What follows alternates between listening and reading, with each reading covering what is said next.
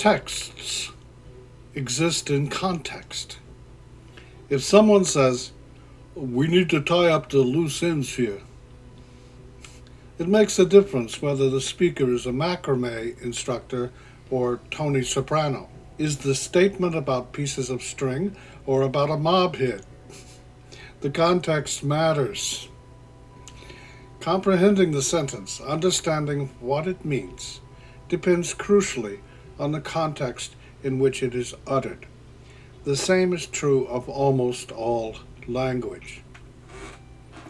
The ancient Greeks used the term Kairos to refer to a speaker's sensitivity to his or her audience, to the occasion, and to the immediate context of the utterance.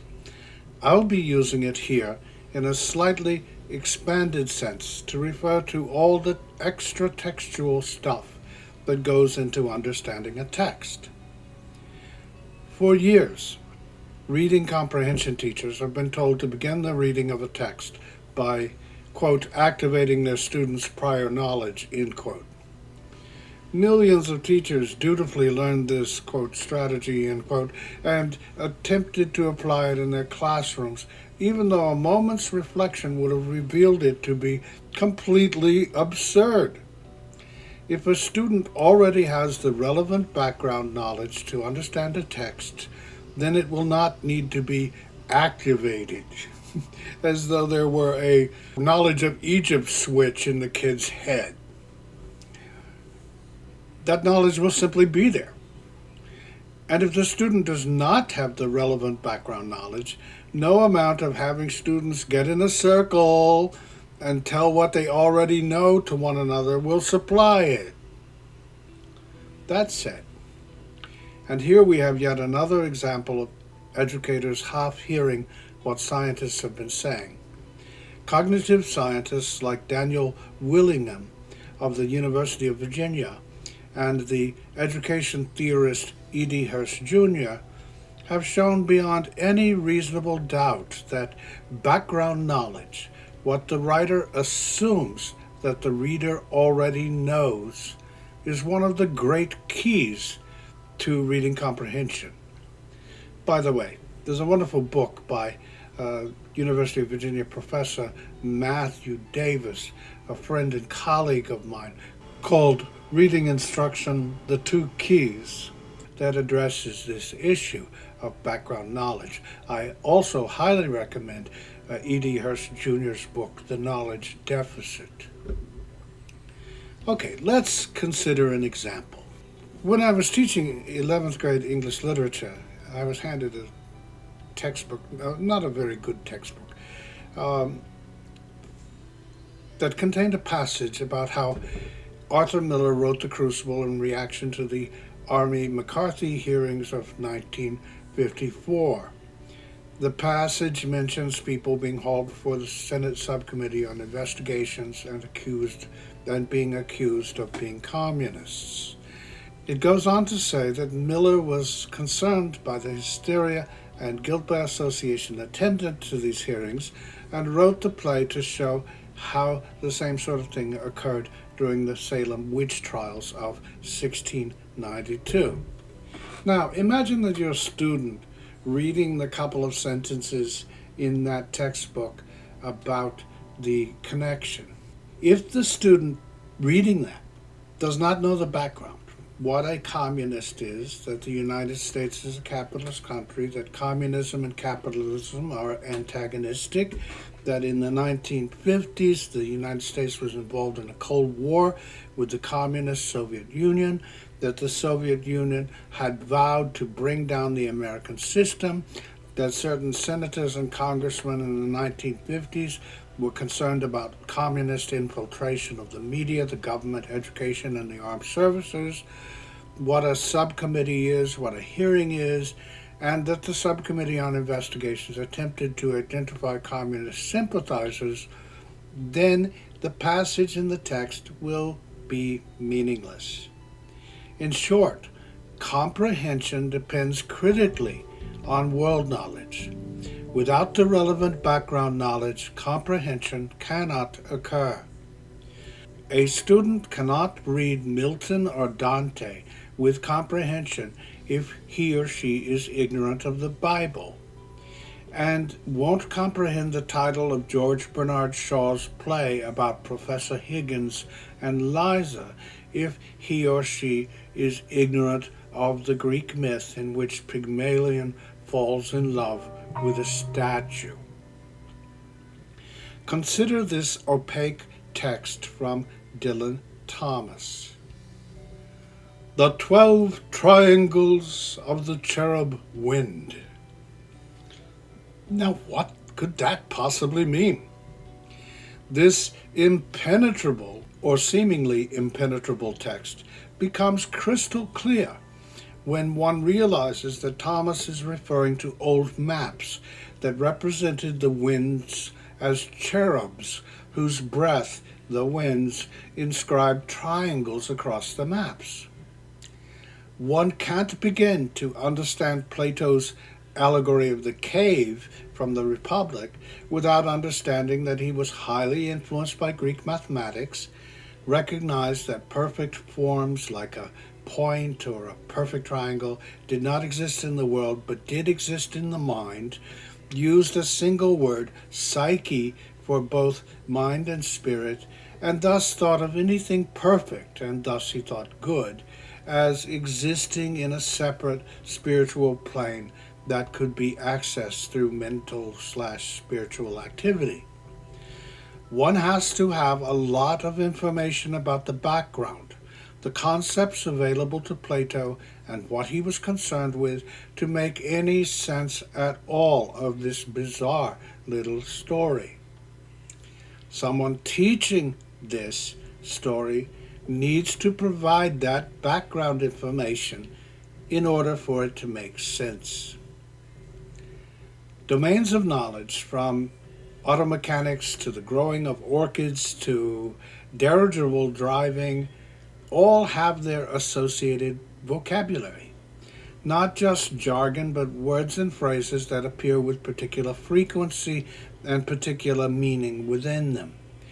The knowledge of this vocabulary is not a matter of possession of a bunch of definitions taken in the abstract, but rather possession of an understanding of how those words and phrases are used and in what contexts within the relevant knowledge domain.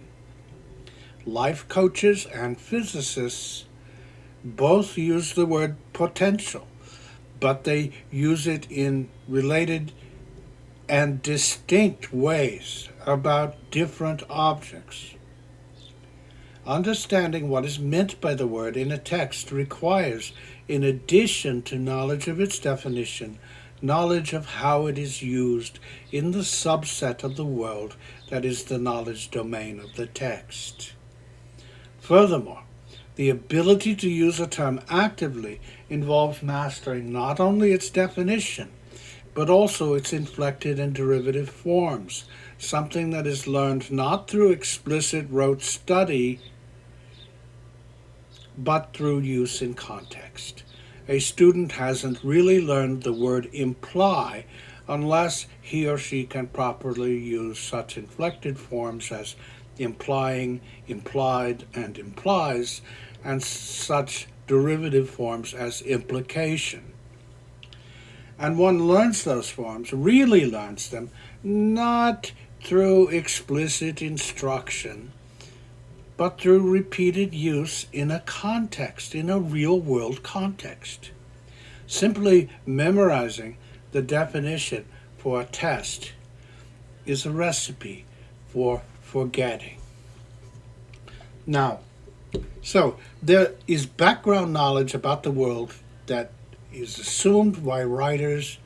It's assumed that the reader will understand that knowledge, will have that knowledge, and will understand the text without that background knowledge being supplied. So teachers must ensure that their students are taught the relevant background knowledge for them to be able to follow what's going on in a text. Now, this background knowledge, this Kairos, includes as well a lot of extra textual stuff related to literature itself, to other literary works. Let me give you a few examples of Kairos. Sometimes a text depends for its complete understanding, an understanding of the influence that prior writers had on the author of the text.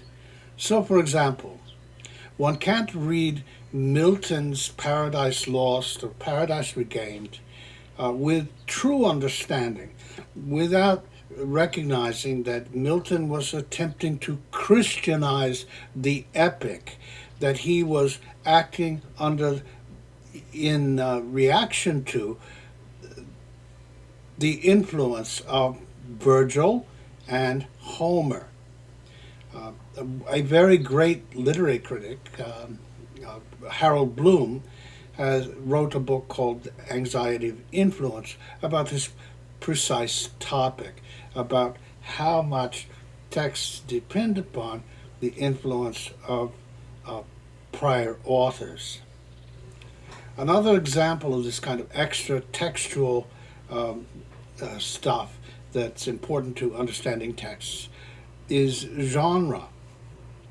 If you're reading, say, Blake's Songs of Innocence, it's going to inform your reading and give it a lot more depth. And if you are aware of the fact that Blake is drawing upon conventions from a type of literature called pastoral poetry, that he is borrowing from folks like Sir Philip Sidney and Christopher Marlowe, who wrote about the lives of simple shepherds and this bucolic peace in which they lived, and their honesty and integrity, as opposed to the wicked life of court, characterized by deceit and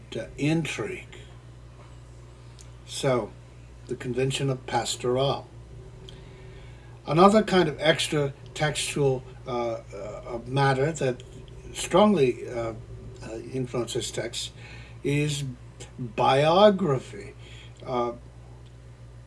One can't read with complete understanding a bunch of poems by William Butler Yeats, who may have been the greatest poet of the 20th century, without understanding, knowing of something of his biography, that he was madly in love with a woman named Maud Gonne, that love was not requited for many, many, many years. And so poems by Yeats like No Second Troy or The Folly of Being Comforted are about that love, about that unrequited love. So this bit of Kairos, this extra textual background information about Yeats's biography, informs the reading of those poems. Another kind of Kairos is occasions, events in the world. An example of that is Yeats's poem Easter 1916, which is about a bunch of Irish revolutionaries who took over quixotically the Dublin post office and died at the hands of the British for doing that. Other examples of occasional verse, Walt Whitman wrote my captain, when lilacs last in the dooryard bloomed, and this dust was once the man, and other works, in his grief at the death of Abraham Lincoln. So these are examples of occasional verse. Another example of that, Milton's on the evening of Christ's Nativity, written as a Christmas poem. So, influence, genre, biography, occasional verse, these are all examples of background knowledge. Now, in addition to all those, there's a kind of extra textual knowledge that's often necessary in order to understand what's going on in the text. And this includes literary conventions of all kinds, literary techniques, figures of speech, symbols, etc. It also includes things like abstract plot structure and whatever. It's extremely important to make sure that kids have the background knowledge that they need in order to follow the text. Okay, that's it for today. Please check out the rest of the videos in this series on reading comprehension, and look at the other videos on my channel, which include a lot of material for teachers and some stories and poems and some philosophical essays. Please like and subscribe and comment and share this material with your friends and colleagues. Thank you for listening.